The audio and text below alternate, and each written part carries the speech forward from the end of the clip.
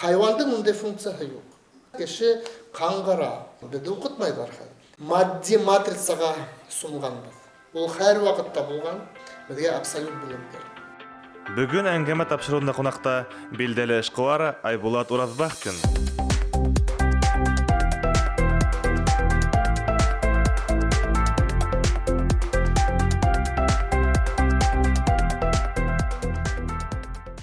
Айбулат ағам, ғынға арқылы көп кішілер етілер. Мен башым ауырта, вақыт етмейді дедер. Ол неме әкеп сайқым? Шының бір әйтебін білегін. Her bir kişinin sebebi türlü sebebinde. Başı ağırta mı, vakıtı yok mu? Her bir kişiye individual подходынан çekende karar gerek. Lakin әлеге vakıtta bizim цивилизация sebep ekvitinde yemgiyet ол көбірек maddi тұрмышқа бәйленшіп yaşaydı. Biz akıllı menen, kemeli menen, akıl kemeli menen, histoyga kemelleri menen sungan şu maddi turmuşka. Maddi turmuşta her vakit problema var. Nimeler yetişmey. Orada karar üstün çekende nimeler hatıp alır gerek, nimeler temizle edip aşar gerek. Nimeler boyanır gerek, motor bulur gerek evet. Oğa aksa gerek edin. Bizge nime yetişmedi der. Aksa yetişmedi.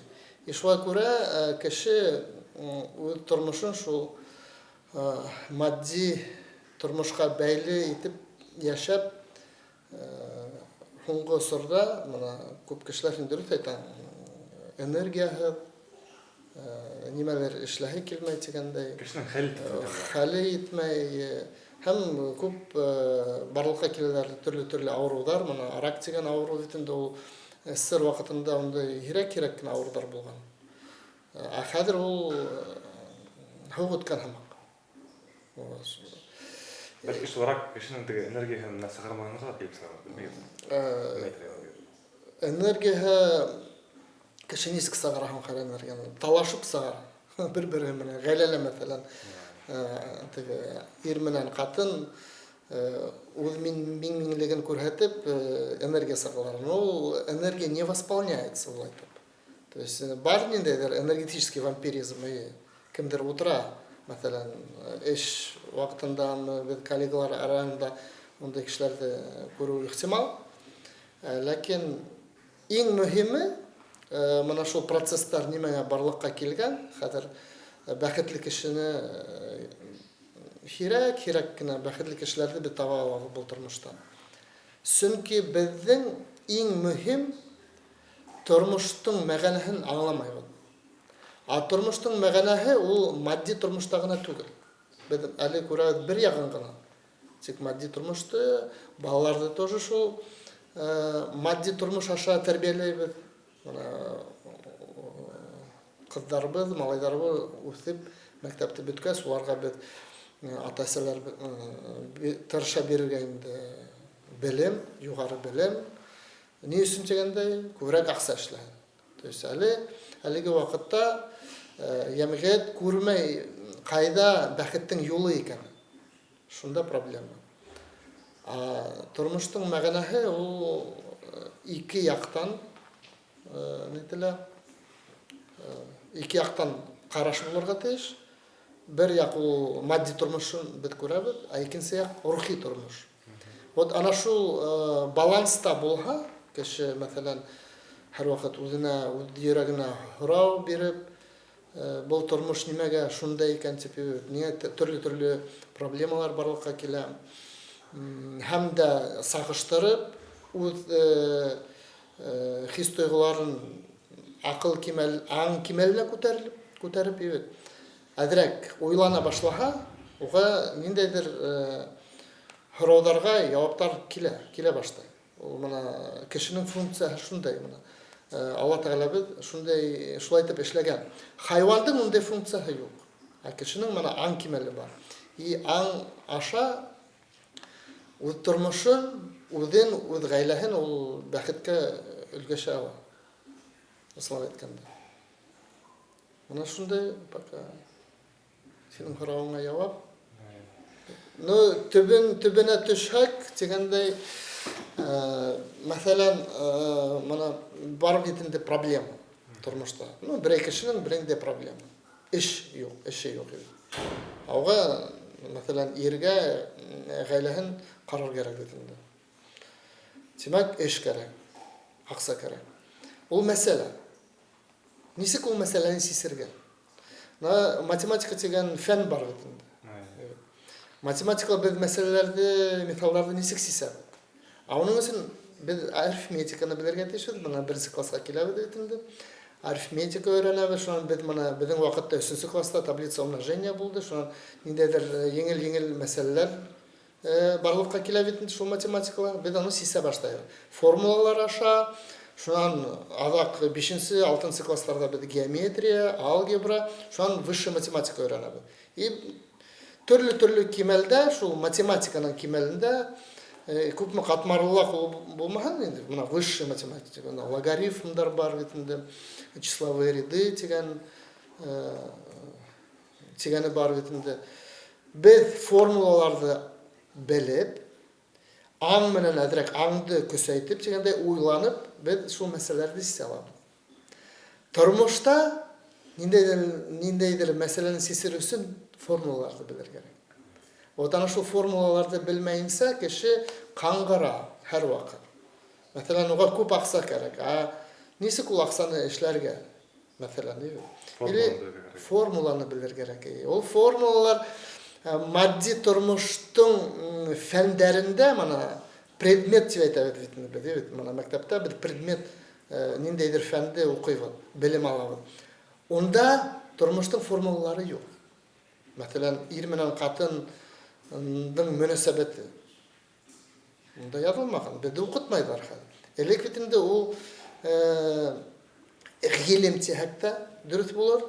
Ир менән катындың мөнәсәбәте. Ул исламда та наука взаимоотношения дип аталган инде русча. Ана шул гыйлемде без гаиләле алганбыз.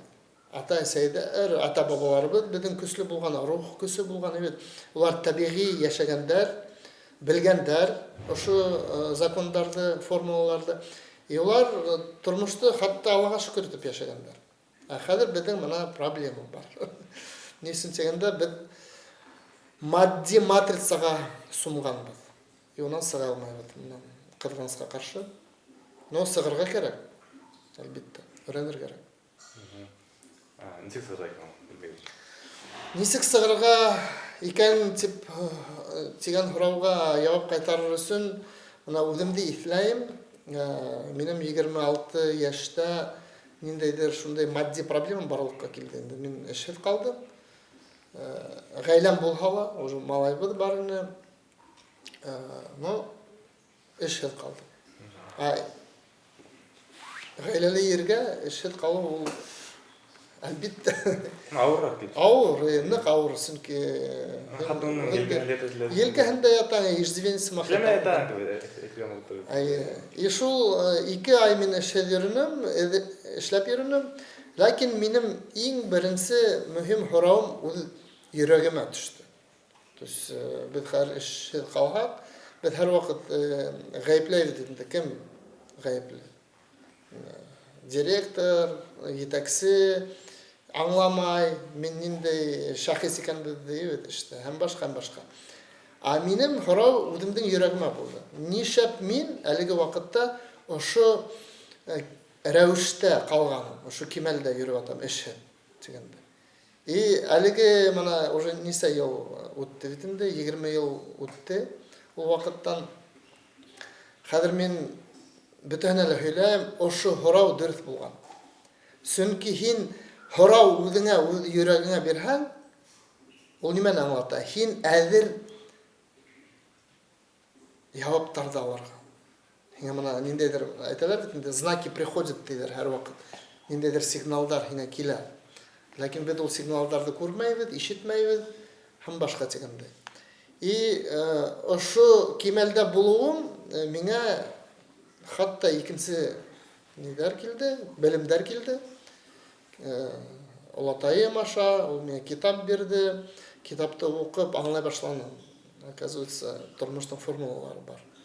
Нисек бәхеткә өлгәшергә дигәндәй. Шуннан бері кеше үз тормышын ана шул белем аша, практик рәвеш аша үз тормышын үзгәртә ала. Менә бу иң мөһиме. Чөнки хәзер мәгълүмат бик күп, интернетта ла бик күп. Теге 20-нче буаттың һуңгы елларында һәм 21-нче буат килеп иткәндә русча әйтмәштә разгерметизация знаний произошла.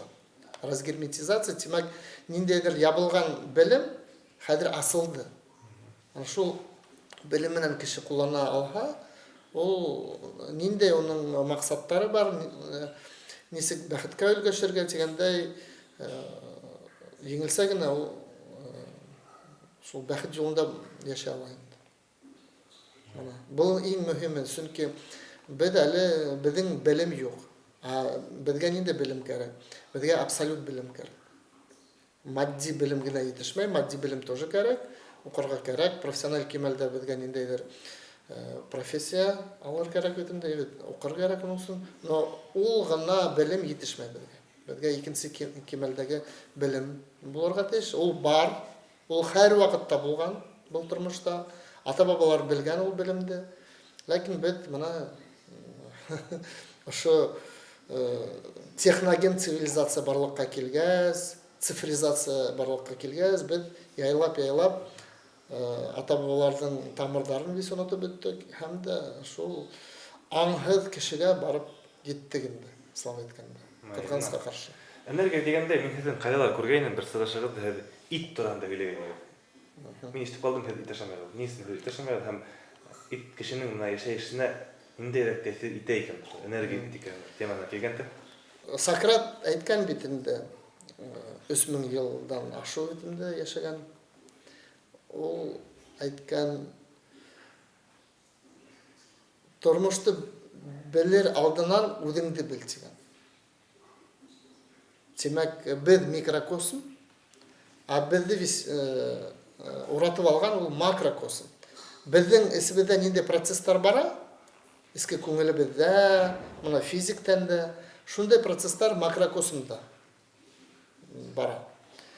И шуга күрә безнең аң кимәлендә, акыл кимәлендә нисек без хис тойгы белән яшәйбез икән, шуның менән безгә тормыш кире кайтара, шул ситуацияларны кайтара.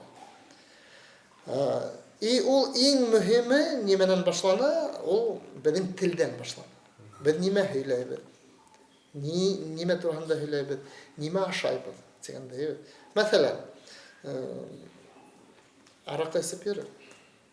Һин алкоголикка генә. Туктамайсың. Или хәзер менә культурный питье диләр. Ул тоже алкоголизм какой-то стадия. Мин кунакта гына сен нике шарында исмәйм дигән. Шундай хәбәр бар. Теге СССР вакытында уже Сталиндан һуң, Хрущев килгән вакыттан башланган ана шул культурный питье дигән. Бөтен киноларда күрһәтелгән ул, менә кунактарда әсәләр, бөтәһе бәхетле имеш тә. Ләкин ул ниндидер идара итү процесслар, ягърият менән. Но безнең нигә хабакка төшәк инде, ул менә кеше шул эсеү ашау дигән азык-түлек дип әйтәбез инде. Ул ниндәйдер безнең акыл кимәленә төшерә. Мәсәлән, без аракы эсәбез, без исәргә әйләнә алабыз, дибез. Или наоборот, теге раскрепощенный дибез. Комплекслар югала һәм башка без күп һөйләй башлабыз. Или хугышу мөмкин, кеше менән нимә диләр ул? Низаксыга инде. Разборкага сыгабыз без анда. Ниндәйдер комплекслар килеп сыга, шундай насар итеп, ямһез итеп инде. Талаш, ыгы-зыгы килеп сыга. Ул без беләбез. Ул нимәне аңлата? Ана шул эскән ашһыу безнең акыл кимәленә йогынты яһый. Ярай, без моны беләбез, аракы. Икенче ашһыу, азык-түлек нисегрәк? Уларның да шундай сифаты бар. Менә безнең акылга, аң кимәленә йогынты яһау. Мәсәлән, ит ул агрессив энергия безгә. бирә. Көн күреш тарихыбызды белмәйбез. Нисек яшәгәннәр, нисек диндә булгандар, нимә ашагандар, вакытынса, нинди азык-түлек булган. Уларны без белмәйбез. Без беләбез, әлбәттә, шо нинди азык-түлек безгә безнең вакытка барып җиткән. Ләкин мәгънәһен аңламыйбыз. Шуңа күрә моны ит ашаган кеше, оның теге русча әйтмәштәй непроявленная агрессия була. Агрессия ул нимәне аңлата? Агрессия, кешенең агрессия ул психологик хаклану. Мәсәлән, һин минең аксамды тартып алган икән, мин агрессивка әйләнәм, димәк, һин минең үземнең нәмәмне тартып алырга уйлый. Аксанымды, машинамдымы, һәм башка дигәндәй. Шуңа күрә моны иттең сифаты шунда. Оның сифаттары күп. Ул турында төпләнеп уйлап, гыйлем алыр кирәк. Оны белер кирәк. Шуңа күрә моны без уже гаиләбез белән 5 ел вегетариан юлында. Әлбәттә, Аллаһка шөкер. Бернинде дә нидәре юк, теге әтәләр белок кайдан алагыз һәм башка. Иттә бишерелгән иттә белок юк. Чөнки белок 42-43 градуста денатурация башлана. Русча әйтмәштәй ул разрушение белка. Ул весь аминокислоталар весь юкка сыга. И бешкән иттә анда белоктар юк. Икенчесеннән без белмәбез, безнең тән нисек белокты төҙө. Ул үзенең микроэлементтары, үзенең структураһы аша шул төҙелеш материалдарды төҙө инде организм булды. Шуңа күрә моны безнең белем булгас, без уже әлбәттә ит анда еще бер балык тоже шундайна. Бүгінгі күнде көптәр бит дамыктың қолы. Кайбер кеше 2 күн ашамагала, 2 күн эчендә бер орех бухала ашагала, йөрөй ала. Менә кемдер көнне бер тапкыр, 2 тапкыр ашамага, үләдеп, һылдап сак килә бит инде. Кемдер иттең қолы бит инде, менә шуны турында белмәйтер инде. Кемдер үлдерәм, кемдер бер кышысында 2 һыйыр ашай бит инде. Итте сразу әйтер китәм, кемдең һаулыгы насарайган, итте кәметер кирәк. Чөнки ит агрессив энергия гына, ул бер яктан агрессив энергия бирә, икенче яктан ул безнең тәнде боза башлый. Сустав авырулары шул иттән килә. Шуан нейронная система, нейрондар тоже юкка сыга. Ул ана шул иттең сифаты тәнде боза торган, юкка сыгара торган. Чөнки моны борынгы вакыттарда шундай төрмәләр булган. Кешене үтерер өчен оның башын салмагандар, асмагандар кешене. Бешерелгән һыйыр итен биргәннәр. 25-27 суткала оның бөтенләй ашказаны серегән. Ул куркыныс авырту менән, авырулар менән теге дөньяга киткән. Яфаланып үлгән. Именно шулай. Шуңа күрә моны мин тәкъдим итернем, кешенең һаулыгы насар булһа, итте кәметергә, вообще юк итергә. Үзенең өстәлдән. Күбрәк яшелсә емештәргә күсәргә. Бүгенге көндә без хөрмәтле тамашачылар, һезнең һорауларыгыз буенча эшләйбез инде. Тагын бер һорау килеп төшкән. Кунакта да еш була бит диләр, күрәләр, балалар өстәл ергәндә йөриләр. Олларның хөрмәт тә юк, диванның өстеннән йөгереп үтеп киттеләр бит инде. Ирек мин бер кисәктә атай миңа бер караһа, бер бүлмәне сыкматылар. Балалар күп гаджет алдыралар бит инде. Өлкәндәр мен балалар арасында бәйләнеш юк хәмагырак. Менә шуны турында нимә әйтергә? Хәзер тәрбия дигән процесс гаиләләрдә юк. Чөнки ата-әсәләр улар эштә һәр вакыт, акча эшләйләр. Балалар белән мөнәсәбәт өзелгән. Һәм дә ана шул тәрбия итү процессын хәзер интернет, телевизор, гаджеттар эшләй. Чөнки улар көне-төне шунда утыралар, анда үзенчәлекле мәгълүмат бит инде. Шуңа күрә хәзер ата-әсәй тәрбия бирмәй. Шуның аркасында Без хәзер аптырап та калабыз. Менә ямгыятьтә или кунакта булган шул балалар тыңлауһыз, улар утыра өстәлдә, улар килеп мыжый башлайлармы, или һорана башлайлармы, или ашай башлайлармы. Вот, элек улай булмаган, чөнки тәрбия булган. Хәзер тәрбия процесслары кызганычка каршы улар юк дисәң дә була. Юк дисәң дә була. Нисек уны белергә? Мәсәлән, безнең милләттең теле юк, юкка сыга. Ни өчен ул юкка сыга? Ике ата-әсәй, башкорт ата-әсәһе, икәүләре, таптада башкорт сөйләшәләр, авылдан. Белгез кенә балалары 4, 5, 6, 10 яшьлек башкортса белмәй. Аңлай, ләкин русча җавап бирә.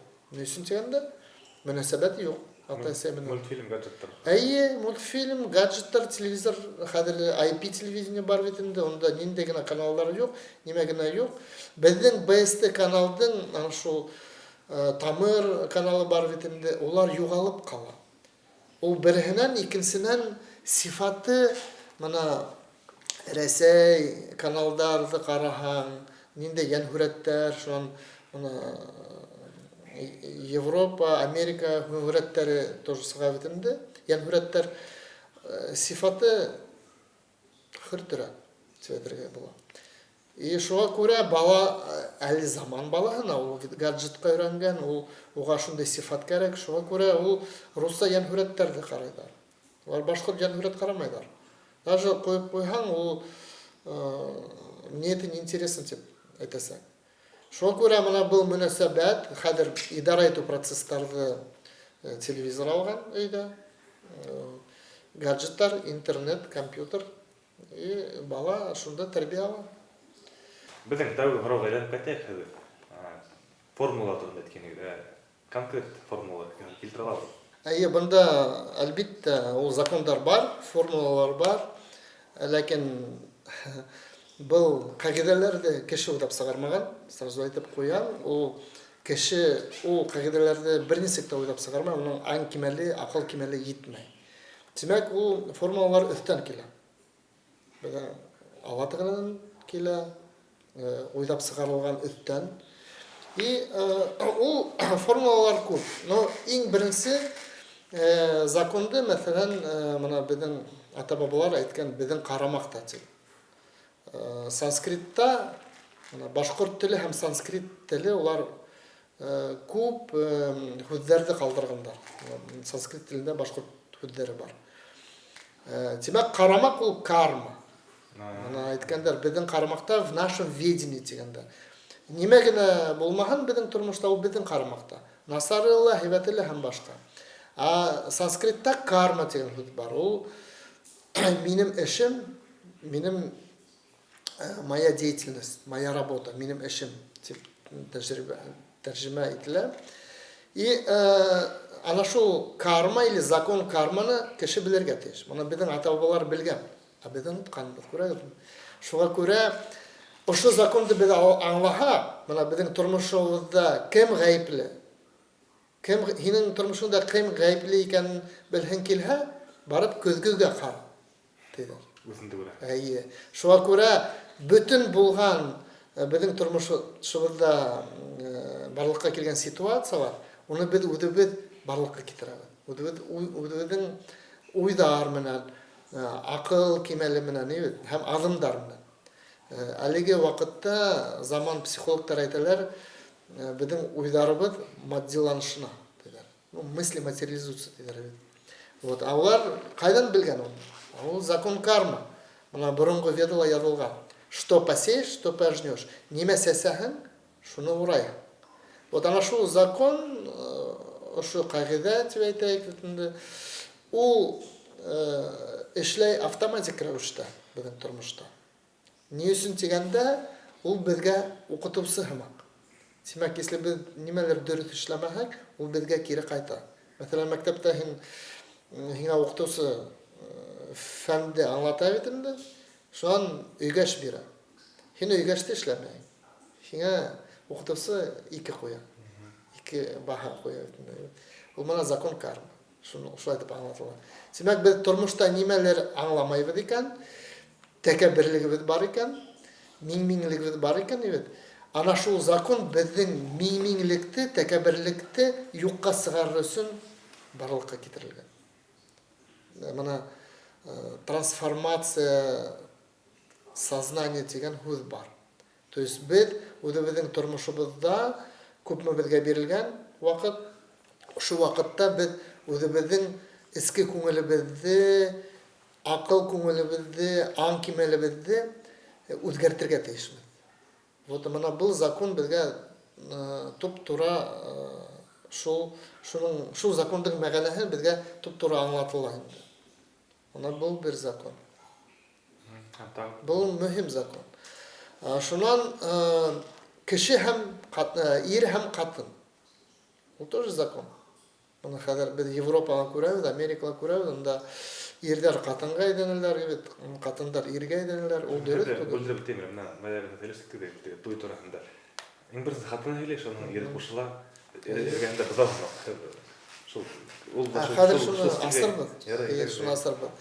Мына ир менән катын ул табигый булырга тиеш. Табигатьтә без туганбыз икән, ир булып, ир буларак. Демәк, мин ирнең сифаттарын белергә тиешем. Катын булып туган икән, ул үзенең сифатын, үзенең табигатен белергә тиеш. Борынгы изге китапларда ул язылган.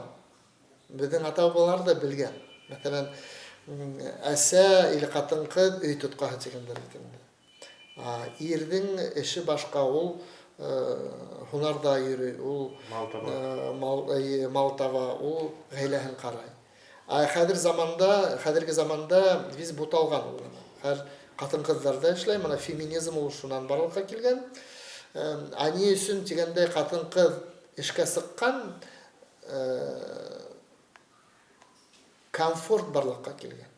Ошо комфортта катын-кыз да эшләй башлый. Ләкин уның эске күңеле үзгәрә башлый. Ул иргә әйләнә башлый, эске күңеле белән шундай теге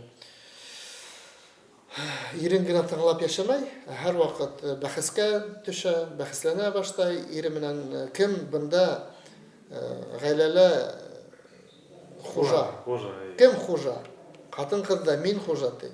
Ир табигый хужа булырга тиеш.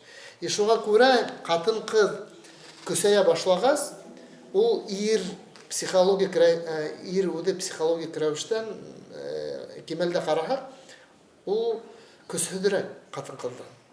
Карагандай, шуңа күрә катын-кыз уны психологик рәвештә еңелсә генә юкка сыгара. И шуңа күрә мына без күрәбез, күп ирләребез тәмәке тарта, аракы эсә, ни өчен дигәндә, ул психологическая защита. Ана күп ирләребез безнең тәмәке тарта бит инде, аракы эсә, һәрәсә һәм башка. Ул нимәне аңлата? Иң беренче кимәлдән ул психологическая защита дип атала инде. Демәк, ул ниндәйдер төп мөнәсәбәт гаиләлә юк. Коллективта үзен аса алмай, уның һәр вакыт ниндәйдер эске күңелендә курку бар. И шул куркуды ул шулай дип баса. Тәмәке тартып, аракы эсеп, хәзер яшьләр понедельник башланмаган бит инде, юманы көтәләр. Өчен дигәндә кафега барып, әдрәк стресс нет диләр. И шуның аркаһында безнең мына ирдәр, хәзер ирдәрнең хәлдәре юк, рухи көсе юк, и улар катын-кызның артында йөриләр. Киренсә булырга тиеш. Катын-кыз ирнең артында булырга тиеш. Ир табигый хужа, гаиләле булырга тиеш. Без аны күрәбез, ана юбилейларда, ниндәйдер тантаналарда, туйдарда тост әйтә башлайлар бит инде, ул күренә. Катын-кызлар иң беренче микрофон тотып, алда торып һөйләйләр, ирдәр я присоединяюсь диләр. Всё. Biz mana bütün көз ирнең күренә. Икенче төрле булырга тиеш. Шуңа күрә без бу рәвештә искә төшергә тиешбез. Пушкинның Алтын балык турында әкият. Вот ондағы қарт бетінде ол мына рус айтмаштай подкаблучник болған. Қатыны неметей, шуны эшләп тигерген. И ондай цивилизация юкка сыга. Коръяндә язылган, Торала язылган, Библияда язылган конец света була. Немәне аңлата конец света? Матди тормыш аңды вис камап ала. И матди як ул ресурслар менән бит инде бәйле, ресурслар етмәй бит әле. Шуңа күрә цивилизация хугыш ашамы, неме ашамы ул юкка сыга. Шуңа мына бу Пушкиндың әкияте шундай көсле фәһем безгә булырга тиеш инде. Без уны аңларга тиеш, төпле итеп аңларга тиеш бу. Подкаблучник дигәндә әйтелә бит. Гаиләне хаклап алып калыр өчен улга туры килә дигән бер интернетта кайбер кешеләрдән дә әйтү ничек туры килә икән. Ничек булмаслык эш. Бында ирдең көсле булмавы тик бер ничек әйтергә? Бер генә сәбәбе бар. Ир рухи үсештә түгел. Иргә ул иң беренче мына бу тормышта рухи үсеш бирелгән. Чөнки катын-кыз ул матди энергияга күбрәк бирелгән, ул бала таба, баланы карарга тиеш, шуга ул теге материализованное сознание диләр катында. Иргә осознанность бирелгән. Демәк, ул гаиләлә көчле булыр өчен Алла Тәгаләгә табынырга тиеш. Мына элек шулай булган. Ирдәр Алла Тәгаләгә табына, катындары иргә табына, иргә табынып, улар тоже Алла Тәгаләгә табына. Һәм дә балалар ата менән әсәне хөрмәт итәләр. Мына ошондай принцип булган элек. Хәзерге ондай принцип юкка сыгкан. Хәзер ирдәр беркемгә дә табынмай, улар теге ишәк һымак акса эшләйләр. Чөнки бunda катын каңгырта, бunda балалар үсеп килә һәм башка. Тегене буны кирәк. Но бunda нимәне әйтергә кирәк? Бу хүзде дөрес аңларга кирәк. Күптәр ату һәрберне ишетеп, мана мин Алла Тәгаләгә табынып, башка бер нәрсә эшләмәйм. Ул мине ишәк дип. Улай түгел. Ир ат ул әлбиттә гаиләне карарга тиеш. Ләкин параллель рәвештә рухи белем алырга тиеш. Рухи белемде Алла Тәгаләне танып, үземдә ян күреп кенә аңларга була. Рухи белемде. Шул вакытта гына ир көчле була. Киресенчә ир, без үз күрәбез. Нинди хәзер ирдәр. Улар тегеләй булай йөри башлайлар. Теге яваплык дигән көс юк уларда хәзер. Күбенсә юк. Бар теге отдельный экземплярлар, но улар күбрәк тиште. Ир рухи көсле ир булһа, безнең тормышны үзгәрәсе. Мана безгә Рәсәй кимәлендә бит әйтәләр. Рәсәй мана ошо елларда ул нык үсеш яһаясак. Вангал әйткән бит инде ул турала. И борынгы ведаларда тоже әйтелгән. Иң беренче Рәсәй башлады. Бөтен территория башлады дип әйтә.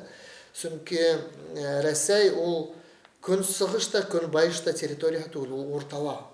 Уртала булган ил ул мына рус әйтмәштәй территория мира диләр. И Башкортстан ул мына Башкортстан газетында Лариса Абдуллина Маттур итеп әңгәмә корган. Онда ул һораударга мин җавап кайтарган. Урал тауҙары улар илдең арҡаһы. Без арҡайымды беләбез бит инде. Ул арҡайым теге ислам әйткәндә арҡа ил дип атала. Мына шундай поселение булган бит, арҡа ил. И шуңа күрә Урал тауҙары ана шул безнең өлкән илдең, Рәсәй илдең арҡа иле. И шул арҡа илдең борынгы вакыттардан безнең башҡорттар һаклаган. Арҡа иле юкка сыҡһа, был ердәр дә, был ил дә юкка сыға. Башҡаларына ер барҙа инде. Аямаган тәнен касканын битендә шулай. Мана без киноларда без күрәбез инде теге Египетта булган пирамидалар турында, улардан теге хранители булалар. Индейдер шундай яугирдер, көчле яугирдер. Улар теге көн байыш кешеләр килһә, мәсәлән, анда берәр мәдәләргә инде. Уларны туктаталар. Һезгә ярамай анда һәм башка. И безнең Урал таудар территорияларын тоже шундай үзебезнең башкорт дигән милләт хаклаган, борынгыдан килгән ул. И ана шул был тарихты безгә моны белер кирәк. Бу нык төпле мәгълүмат, төпле тарих, оны рухи һәм матди белем аша синтездан аңларга була. Икенче төрле аңлап булмай. Менә шул ирдәр менә шулай инде. Хөрмәтле Айбат Алику, бүген тамашачылардан һәм бик күп сорауларга җавап без алдык. Һез бирдегез җаваптар. Һезгә ошо матур әңгәмәсегезгә зур рәхмәт. Тамашачыларга әйтергезләр дип булса, әйтегез. Тамашачыларыбызга, халкыбызга һәм дә, үзебезнең генә халыкка түгел инде бу белем бөтен кеше белергә тиеш, ошо планетала туган кеше бит инде. Әлеге вакытта бәхеткә өлгәшер өчен безгә әлбиттә рухи белем кирәк. Безнең моны нимә тиякта матди белем бар, без аксаһына беләбез бит инде, ә моны рухи белем юк. Шуңа күрә моны рухи белем или абсолют белем тигәндә була, безгә ынтылыш яһар кирәк. Менә шул Коръәнде укыр кирәк, борынгы ведаларда укыр кирәк, һәм дә башка изге китапларда укыр кирәк.